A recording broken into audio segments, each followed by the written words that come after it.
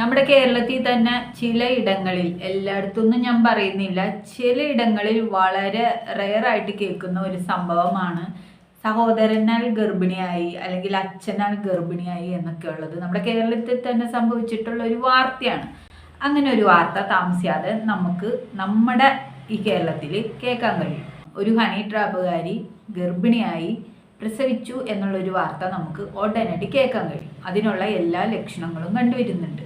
ഈ ഒരു വാർത്ത പറയേണ്ടി വന്നതിൽ ഒരുപാട് വിഷമമുണ്ട്. പക്ഷേ എനിക്കത് ഇനിയും ഞാൻ ഇപ്പോഴൊന്നും പറയണ്ട എന്ന് ഉദ്ദേശിച്ചിരുന്ന ഒരു സംഭവമാണ്. എന്തായാലും നിങ്ങൾക്ക് അതൊരു 5-6 മാസത്തിനുള്ളിൽ നിങ്ങൾക്ക് എന്തായാലും അതിൻ്റെ ഒരു പൂർണ്ണത രൂപം കാണാൻ പറ്റുമെന്നുള്ളൊരു കാര്യത്തിൽ യാതൊരുവിധ തർക്കവുമില്ല. കൺഫേം ചെയ്യാനായിട്ട് ഞാൻ ഒരുപാട് ബുദ്ധിമുട്ടി. ഇപ്പം ഞാനത് പറയണോ വേണ്ടയോ എന്നുവരെ ഒരു കൺഫ്യൂഷനിലായിരുന്നു. എന്തായാലും അത് പറയാതിരിക്കാൻ പറ്റാത്ത ഒരവസ്ഥ ആയതുകൊണ്ട് മാത്രമാണ് പറയുന്നത്. കാരണം തിന്നിട്ട് അണ്ടാവ് നിറയുന്നതാണെന്ന് നമ്മൾ കുറേ നാൾ വിചാരിച്ചു. പക്ഷെ അങ്ങനെയല്ല. ആ ഒരു അണ്ടാവിൻ്റെ ആ ഒരു ആകൃതിയും രൂപവും ഒക്കെ കണ്ടിട്ട് അത് വെറുതെ 4 നേരം ഫുഡ് അടിച്ചിട്ടുള്ള ആ ഒരു അണ്ടാവ് നിറയലായിട്ട് നമുക്ക് തോന്നുന്നില്ല. വെയിറ്റ് പെട്ടെന്ന് കൂടുക, ഈ മരുന്നുകൾ സ്ഥിരം കഴിക്കുന്ന ആൾക്കാർക്ക് പെട്ടെന്ന് വെയിറ്റ് കൂടുമെന്ന് പറഞ്ഞു കേട്ടിട്ടുണ്ട്. പക്ഷെ ഈ ഒരു അണ്ടാവ് മാത്രം ഒരു പ്രത്യേക ആകൃതിയിൽ ഇങ്ങനെ വീർത്ത് വരുന്നത് അതൊരു ഗുളിക കഴിച്ചിട്ട് മാത്രം ഉണ്ടാവുന്ന ഒരു വെയിറ്റ് കൂടുതലാണ് എന്ന് പറയാൻ നമുക്കാവില്ല.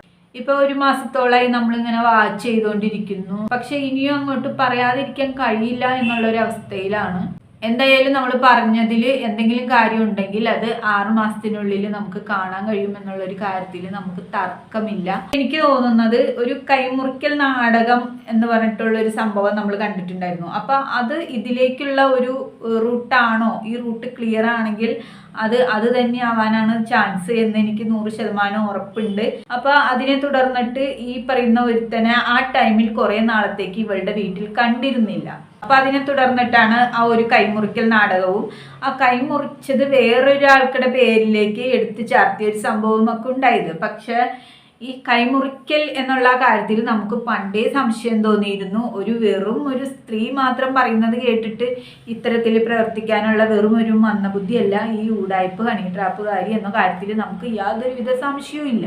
അതും സ്വന്തമായി ആശിച്ചു മോഹിച്ച് വീടിന്റെ ആ ഒരു പണി പൂർത്തിയായ വേളയിൽ ഇവർ കൈമുറിച്ചുകൊണ്ട് സോഷ്യൽ മീഡിയയിൽ ഇട്ടിട്ട് ഇങ്ങനെ ആക്കി തീർക്കണമെങ്കിൽ അതിൽ എന്തെങ്കിലും ഒരു കാര്യമായിട്ടുള്ള കാര്യം ഉണ്ടാകും എന്നൊരു കാര്യത്തിൽ ഞങ്ങൾക്ക് അന്നേ സംശയം ഉണ്ടായിരുന്നു. അതൊക്കെ സത്യമാണ് എന്ന് തെളിയിക്കുന്ന തരത്തിലുള്ള ഫോട്ടോഗ്രാഫുകളും വീഡിയോയുമാണ് ഇപ്പോൾ വരുന്നത്. കാരണം നിങ്ങൾക്ക് എല്ലാവർക്കും സംശയം ഉണ്ടായി കാണുമെന്ന് എനിക്കറിയാം. പക്ഷെ തെളിവില്ലാത്തത് കൊണ്ടാണ് ആരും പറയാതിരിക്കുന്നതെന്നും അറിയാം.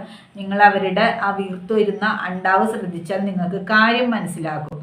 കഴിഞ്ഞ ദിവസം ഇവർ ഒരു ഫോട്ടോഷൂട്ട് നടത്തിയിരുന്നു. അതിൽ ആ വേട്ടാവളിയൻ്റെ ഒപ്പം ഇവർ വന്ന് ഫോട്ടോഷൂട്ടിന് നിൽക്കുന്ന ഒരു രീതി തന്നെ നമുക്ക് ശ്രദ്ധിച്ചാൽ മനസ്സിലാവും. ഇതൊരു കസിൻ ബ്രദറും അതായത് ചേട്ടൻ്റെ ഭാര്യയും തമ്മിലുള്ള ഒരു ബന്ധമല്ല എന്നുള്ള ഒരു കാര്യം ആ ഫോട്ടോഷൂട്ടിലൂടെ നമുക്ക് മനസ്സിലാവും. ആ സമയത്ത് ആങ്ങളെ എന്ന് പറയുന്ന ആളുടെ ദേഹത്തേക്ക് ചാരി മലന്ന് കിടന്നുകൊണ്ട് കൈ വയറിൽ വെച്ചുകൊണ്ടാണ് അവര് ഫോട്ടോഷൂട്ട് നടത്തിയിരിക്കുന്നത്.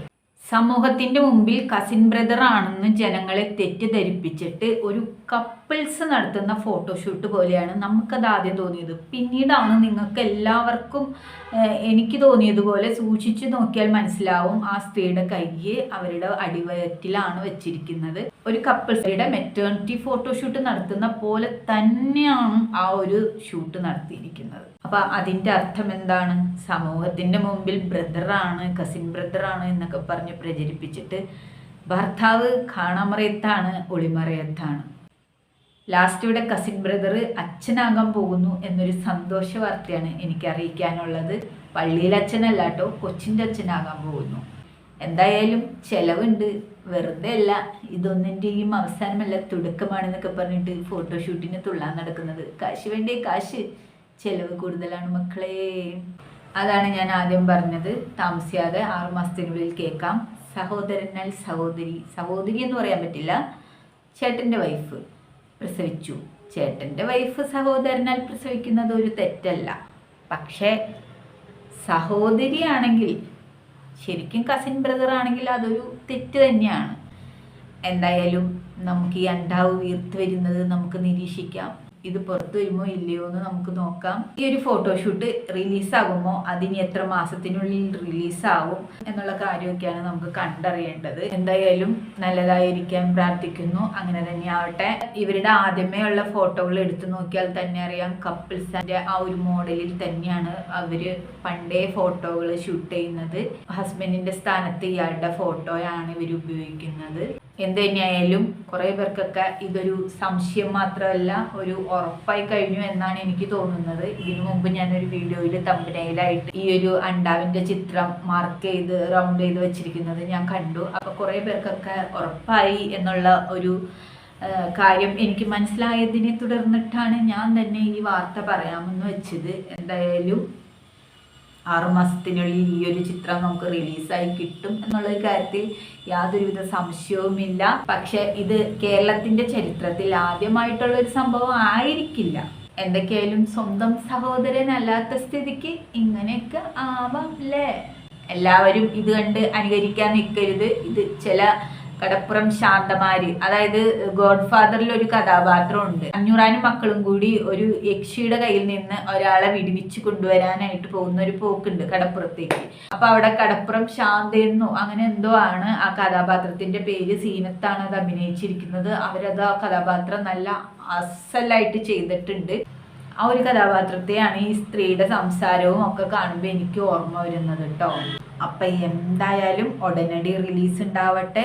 ഈ ചിത്രം വിജയകരമായിട്ട് റിലീസാവാൻ ഞാൻ പ്രാർത്ഥിക്കുന്നു.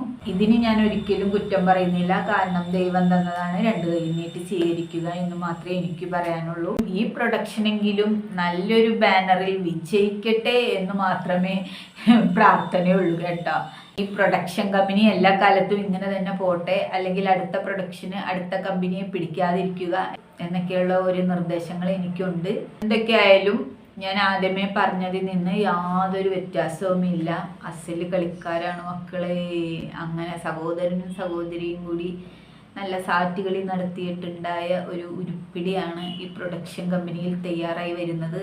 താമസിയാതെ തന്നെ ഒരു 6 മാസത്തിനുള്ളിൽ ഈ ഒരു പ്രൊഡക്ഷൻ കമ്പനിയിലെ ഈ ഒരു ചിത്രം റിലീസാവും. അപ്പോൾ ആ റിലീസായ ചിത്രം കണ്ടിട്ട് നമുക്ക് പറയാനൊന്നും തന്നെ ഇല്ല. എന്തായാലും ചിത്രം റിലീസാവും.